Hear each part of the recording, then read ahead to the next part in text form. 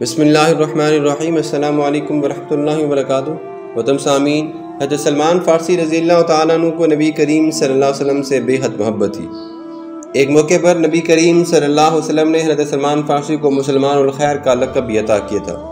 یہ وہی صحابی رسول ہیں کہ جنہوں نے غزوہ خندق کے موقع پر نبی کریم صلی اللہ علیہ وسلم کو خندق کھودنے کا مشورہ دیا تھا، اور نبی کریم صلی اللہ علیہ وسلم اور تمام صحابہ نے مل کر خندق کھودی تھی اور دشمنوں کو شکست سے دوچار کیا تھا۔ ایک ٹھنڈا نیم تاریک کمرہ ہے جہاں چراغ کی روشنی ہلکی ہلکی آ رہی ہے۔ اس چراغ کی ہلکی ہلکی روشنی کے ساتھ ہی ایک شخص کی زندگی کا چراغ بھی ہمیشہ کے لیے ختم ہونے والا ہے۔ قریب ہی اس کا خدمت گزار مابا بے چین کھڑا تھا۔ یہ ایک نام ہے، یہ وہی مابا ہے جو کچھ عرصے پہلے مشہور زمیندار اور آتش کدے کے نگران کا اکلوتا بیٹا تھا، اور جو اس کا نگران تھا وہ اپنے اس بیٹے سے بے حد محبت کرتا تھا اور اپنے بیٹے پر جان چھڑکتا تھا۔ مابا نے کیا کیا؟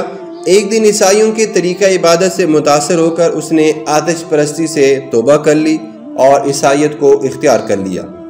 کچھ عرصے بعد عیسائیت کے مرکز ارضی شام وہ پہنچا، جہاں اپنے اس راہب آقا کی خدمت میں مابا رہنے لگا۔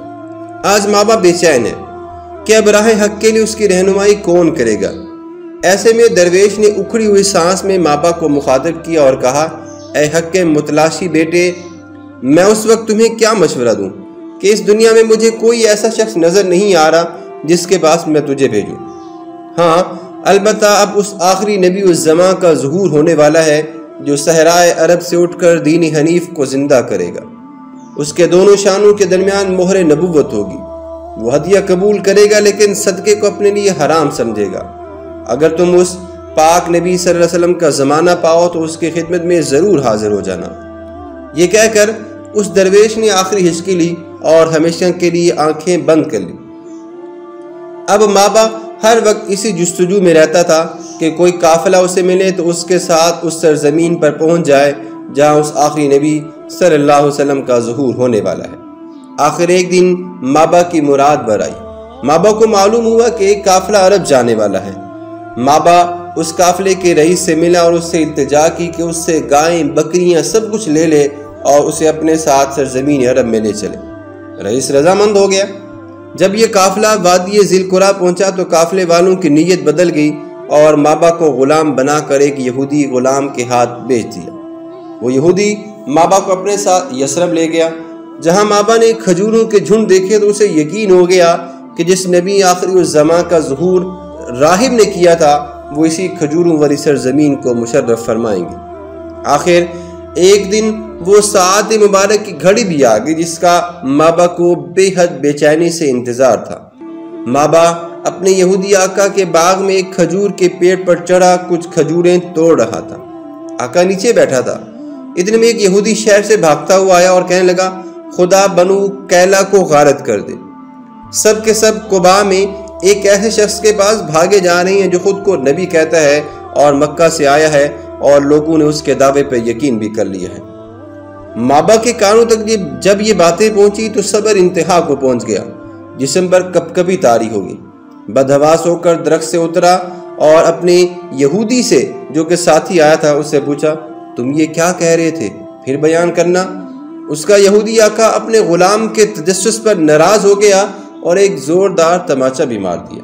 لیکن چند دنوں کے بعد مابا کو پھر موقع ملا۔ وہ کچھ کھانے کی چیزیں ساتھ لے کر نبی کریم صلی اللہ علیہ وسلم کی خدمت میں حاضر ہوا اور صدقہ بتا کر نبی کریم صلی اللہ علیہ وسلم کی خدمت میں پیش کیا۔ لیکن نبی کریم صلی اللہ علیہ وسلم نے خود وہ چیزیں نہ کھائیں بلکہ صحابہ کرام میں بانٹ دی۔ دوسرے دن مابا نے پھر کچھ کھانے کی چیزیں لے لیں اور ہدیہ کہہ کر نبی کریم صلی اللہ علیہ وسلم کی خدمت میں پیش کر دیا۔ نبی کریم صلی اللہ علیہ وسلم نے ہدیہ قبول کر لیا۔ اب مابا کو بالکل یقین ہو گیا کہ صدقہ نہ لینے والے اور ہدیہ قبول کرنے والے یہی آخری نبی الزمان ہیں۔ لیکن ابھی ایک نشانی اور بھی باقی تھی جو کہ مہر نبوت کا مشاہدہ تھا۔ مابا کو ابھی بھی یقین نہیں ہوا تھا، یہاں تک کہ خود حضرت محمد مصطفیٰ صلی اللہ علیہ وسلم نے مابا کی دلی کیفیت جان لی اور اپنی پشت مبارک سے کپڑا ہٹا دیا۔ مابا نے بے اختیار مہر مبارک کو چوم لیا اور آنکھوں سے بے اختیار آنسو بہنے لگے۔ حق کے متلاشی یہ نیک مرد حضرت سلمان الخیر فارسی کے نام سے تاریخ میں مشہور ہوئے، لیکن سلمان فارسی اب تک غلامی کی زنجیروں میں جکڑے ہوئے تھے اور کسی طرح چھٹکارا نہ ہوا تھا۔ ایک دن نبی کریم صلی اللہ علیہ وسلم نے ان سے فرمایا، سلمان تم اپنے آقا سے اپنی قیمت طے کروا لو اور اپنی خلاصی کروا لو۔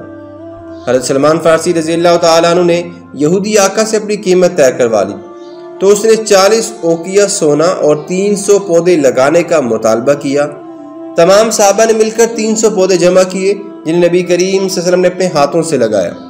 اسی دوران حضرت محمد مصطفیٰ صلی اللہ علیہ وسلم کو ایک غزوہ میں 40 اوقیہ سونا ملا جو آپ صلی اللہ علیہ وسلم نے حضرت سلمان فارسی رضی اللہ تعالیٰ عنہ کو دے دیا اور یوں وہ آزاد ہو گئے۔ حضرت سلمان فارسی رضی اللہ تعالیٰ عنہ کو نبی کریم صلی اللہ علیہ وسلم سے بے حد محبت تھی۔ وہ اپنے وقت کا اکثر حصہ نبی کریم صلی اللہ علیہ وسلم کی خدمت میں گزارا کرتے تھے اور زیادہ سے زیادہ نبی کریم صلی اللہ علیہ وسلم کی محبت سے فیض یاب ہوا کرتے تھے۔ خود نبی کریم صلی اللہ علیہ وسلم بھی سلمان فارسی سے بے حد لگاؤ کیا کرتے تھے۔ حضرت سلمان فارسی رضی اللہ تعالیٰ عنہ کے زہد و تقویٰ کا یہ عالم تھا کہ ساری عمر فقیرانہ وضع سے گزار دی، اور خوف آخرت کا یہ عالم تھا کہ خود بھی خوف میں رہتے اور لوگوں کو بھی اس کی یاد دلاتے رہتے تھے۔ نبی کریم صلی اللہ علیہ وسلم نے آپ کے بارے میں فرمایا تھا کہ اللہ تعالیٰ نے مجھے 4 آدمیوں کے ساتھ محبت رکھنے کا حکم دیا ہے اور اللہ بھی ان سے محبت رکھتا ہے۔ پوچھا گیا وہ کون؟ فرمایا علی رضی اللہ تعالیٰ عنہ، مقداد رضی اللہ تعالیٰ عنہ، سلمان رضی اللہ تعالیٰ عنہ اور ابو ذر غفاری رضی اللہ تعالیٰ عنہ۔ 5 ہجری میں حضرت محمد مصطفیٰ صلی اللہ علیہ وسلم کو غزوہ احزاب کے موقع پر خندق کھودنے کا مشورہ دینے والے بھی حضرت سلمان فارسی رضی اللہ تعالیٰ عنہ تھے۔ اس مشورے کو نبی کریم صلی اللہ علیہ وسلم نے بے حد پسند فرمایا تھا۔ آپ نے احد و بدر کے علاوہ تمام غزوات میں آپ شریک ہوئے، کیونکہ احد اور بدر سے پہلے آپ آزاد نہیں تھے۔ آپ کا شوق شہادت دیکھ کر ایک مرتبہ نبی کریم صلی اللہ علیہ وسلم نے فرمایا تھا کہ جنت 3 آدمیوں کا اشتیاق رکھتی ہے، علی رضی اللہ تعالیٰ عنہ، عمار رضی اللہ تعالیٰ عنہ اور سلمان فارسی رضی اللہ تعالیٰ عنہ۔ ایک اور موقع پر نبی کریم صلی اللہ علیہ وسلم نے حضرت سلمان فارسی رضی اللہ تعالیٰ عنہ کو مسلمان الخیر کا خطاب بھی عطا فرمایا تھا۔ حق کے متلاشی اس مرج مجاہد نے 35 ہجری میں حضرت عثمان غنی رضی اللہ تعالیٰ عنہ کے دور خلافت میں وفات پائی تھی۔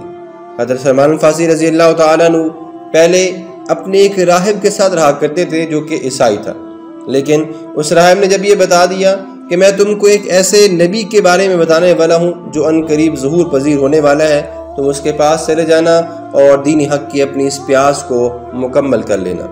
حضرت سلمان فارسی رضی اللہ تعالیٰ عنہ اپنے اس راہب کی بات سن کر قافلے کے ساتھ چل پڑتے ہیں اور پھر مکہ میں نبی کریم صلی اللہ علیہ وسلم سے ملاقات کرنے کے بعد آپ صلی اللہ علیہ وسلم کے ہاتھ پر اسلام قبول کرتے ہیں، اور اس کے بعد پھر تمام زندگی نبی کریم صلی اللہ علیہ وسلم کے ساتھ رہتی ہیں جب تک کہ نبی کریم صلی اللہ علیہ وسلم اس دنیا سے وفات نہیں پا جاتے۔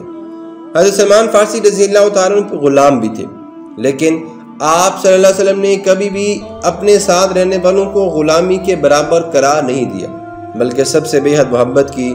اللہ تبارک و تعالیٰ بھی حضرت سلمان فارسی رضی اللہ تعالیٰ عنہ سے بے حد محبت فرماتے ہیں۔ حق کے اس متلاشی مرد مجاہد نے 35 ہجری میں حضرت عثمان غنی رضی اللہ تعالیٰ عنہ کے دور خلافت میں وفات پائی۔